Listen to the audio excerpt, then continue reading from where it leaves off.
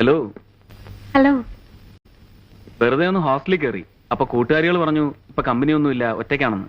ഡോക്ടർക്ക് എന്ത് പറ്റി? എന്നെ പെട്ടെന്നൊന്ന് കാണണമെന്ന് തോന്നാൻ? 2-3 ദിവസമായി മനസ്സിനാകെ ഒരു വിഷമം. ഒന്ന് കാണണമെന്ന് തോന്നി. എന്തിന്?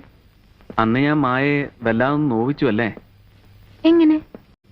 അച്ഛനും അമ്മയും ആരെന്നറിയാത്തോളം എന്നൊക്കെ പറഞ്ഞ്. ഓ, അതിലെന്താ? കുഞ്ഞുനാൾ മുതൽ അതെനിക്ക് അറിയാവുന്ന കാര്യമല്ലേ. മുതിർന്നപ്പോ അതൊക്കെ മറക്കാൻ വേണ്ടിയല്ലേ ഞാനൊരു ബഹളക്കാരിയായത്. ഡോക്ടറുടെ ഭാഷയെ പറഞ്ഞ ഗാങ് ലീഡർ, നൊട്ടോറിയസ്.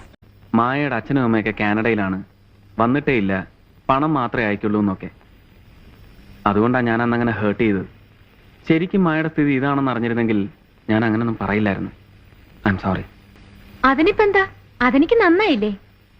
ഡോക്ടർ എന്നെ വാശി പിടിപ്പിച്ചതുകൊണ്ട് ഞാൻ അവരെ കണ്ടുപിടിക്കും. എന്നിട്ട് ഡോക്ടറുടെ മുമ്പിൽ കൊണ്ടുവന്ന് പറയും, ഇതാണ് എന്റെ അമ്മ, ഇതാണ് എന്റെ അച്ഛൻ, ദേ കണ്ടോന്ന്. ഉറപ്പായിട്ടും? ഉറപ്പായിട്ടും.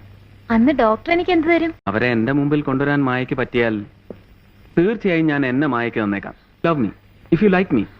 കൊണ്ടുവരാൻ പറ്റിയില്ലെന്ന് വെച്ചോ, അപ്പൊ മായ എനിക്ക് തന്നേക്കണം. Because I love you, I like U.